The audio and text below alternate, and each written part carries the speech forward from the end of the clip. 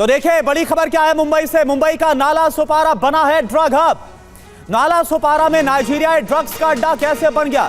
Vasai crime branch ने नाला सोपारा से Nigerian को गिरफ्तार किया था। पुलिस ने 11 करोड़ के ड्रग्स को जब्त किया। नाइजीरियन की गिरफ्तारी के बाद एनसीबी की यह रेड हुई है। तो ये देखिए आप, 11 करोड़ के ड्रग्स को जब्त किया गया। एक बहुत बड़ी खेप है। नाला सोपारा से नाइजीरियन को गिरफ्तार किया गया और इसके बाद इस ड्रग रैकेट का पता चला। ये देखिए, जो गिरफ्तारी की गई मुंबई के नाला सोपारा से, नाइजीरियन ड्रग का अड्डा कैसे बन गया। ये इलाका मुंबई के साथ लगता हुआ है। नाला सोपारा जो सब अर्बन इलाका भी है मुंबई का, वहां से इस गिरफ्तारी को अंजाम दिया गया है। और इसके बाद पता चला, जब रेड को अंजाम दिया गया, 11 करोड़ की ड्रग्स की खेप को जब्त किया गया है। नाइजीरियन की गिरफ्तारी के बाद एनसीबी की टीम ने इस रेड को अंजाम दिया। तो ये देखिए तस्वीर हम आपको दिखा रहे हैं उस नाइजीरियन की जो कि तस्कर ड्रग की तस्करी में शामिल था और जिसे गिरफ्तार किया गया है। और इसकी गिरफ्तारी के बाद ही इस बात का खुलासा कैसे हुआ कि जो नाला सोपारा है वो एक ड्रग्स का बड़ा हब बनता हुआ नजर आ रहा है। तो मुंबई के नाला सोपारा में नाइजीरिया ड्रग पेडलर को पुलिस ने गिरफ्तार किया। नाइजीरियन ड्रग तस्कर डाइक रेमंड के पास से 11.5 करोड़ की ड्रग्स को जब्त किया गया है।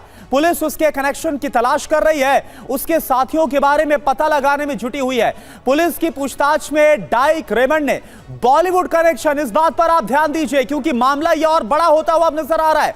डाइक रेमंड ने बॉलीवुड कनेक्शन का भी खुलासा किया है। कई फिल्मी और सीरियल में काम कर चुका है। ऐसे जो खुलासे हैं वो किए गए हैं। पुलिस बॉलीवुड और नाइजीरियाई तस्कर के बीच की कड़ी को अब जोड़ रही है। बॉलीवुड में ड्रग्स कनेक्शन की जांच की जा रही। पहले भी कई ऐसे खुलासे हो चुके हैं जहां पर बॉलीवुड के साथ ड्रग्स कनेक्शन को लेकर तमाम आरोप लगाए गए।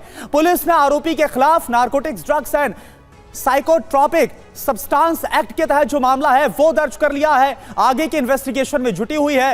पुलिस के मुताबिक नाला सोपारा शहर में बड़ी संख्या में नाइजीरियाई नागरिक अवैध रूप से यहां पर रह रहे हैं और एक नाइजीरियाई की गिरफ्तारी के बाद यह पूरा खुलासा हुआ।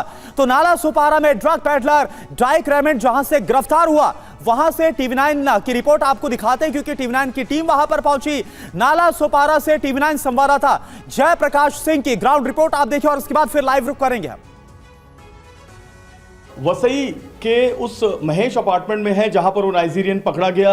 यही वो फ्लैट है जिसके अंदर नाइजीरियन रहता था। नाइजीरियन का नाम डाइक रेमंड है और इसका एक दोस्त दूसरा जो है इग्वे मुआ, वो फरार है। इसी फ्लैट के अंदर क्राइम ब्रांच की टीम ने इस नाइजीरियन नागरिक को पकड़ा है जो ड्रग पैडलिंग का काम करता था और ड्रग पैडलिंग का काम करते हुए वो यहाँ आसपास और कई नाइजीरियंस के उसके जो पैडलर्स हैं उनके संपर्क में था। एक बड़ी बात यह है कि इस नाइजीरियन के पास एक चाबी मिली जिसकी जानकारी मिलने के बाद क्राइम ब्रांच की टीम यहां पर पहुंची है। Crime branch unit 2 Vasai Virar की टीम यहां पर है और ये ऊपर के फ्लैट की तरफ जा रही है। पूरे इन्वेस्टिगेशन में 2 महत्वपूर्ण बातें सामने आई हैं कि ये जो नाइजीरियन आरोपी है, ड्रग पेडलर है, ये फिल्म में भी काम कर चुका है। तो फिल्म में कितने और लोगों से के संपर्क में ये था, इसकी जानकारी क्राइम ब्रांच की टीम बटोर रही है। ये जो काले रंग का दरवाजा है, इसी दरवाजे के अंदर ये जो एमडी है 22 किलो 865 ग्राम का एमडी ड्रग्स मिला है। इसके अलावा 48 ग्राम कोकीन मिला है। तो कुल मिलाकर 11 करोड़ 58 लाख रुपए का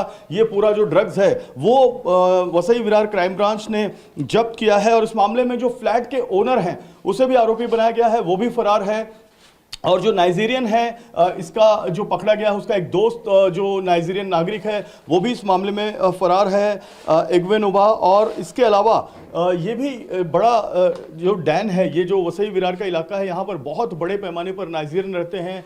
वसई विरार क्राइम ब्रांच ने पिछले 1 साल की अगर हम बात करें तो करीब 500 करोड़ से ज्यादा का जो ड्रग्स है वो जब्त किया है। तो वसई विरार क्राइम ब्रांच की टीम लगातार इन्वेस्टिगेशन कर रही है। जो आरोपी नाइजीरियन फरार है उसकी तलाश कर रही है और जो फ्लैट का जो मालिक है जो फरार है उसकी भी तलाश की जा रही है। यह माना जा रहा है कि एक बड़े ड्रग सिंडिकेट का यह पूरा मामला है जिसमें नाइजीरियन, केनिया और जो विदेशी नागरिक हैं वो शामिल हैं। और फिल्मों में अगर ये काम करता था तो फिल्म में किन किन लोगों के संपर्क में था, आर्टिस्ट, सप्लायर या फिर लाइटमैन, कैमरामैन या फिर जो दूसरे डायरेक्टर्स हैं उनके संपर्क में था, कहां कहां इसने ड्रग्स सप्लाई किया है, कितना ड्रग्स सप्लाई किया है, इन तमाम चीजों की पड़ताल करने में जो वसई विरार क्राइम ब्रांच और वालियू पुलिस जुटी हुई है। और अब तक इस मामले में जो रिकवरी हुई है वो 11.5 करोड़ रुपए के ड्रग्स की हुई है। लेकिन माना जा रहा है कि अभी करोड़ों के ड्रग्स और रिकवर किए जा सकते हैं।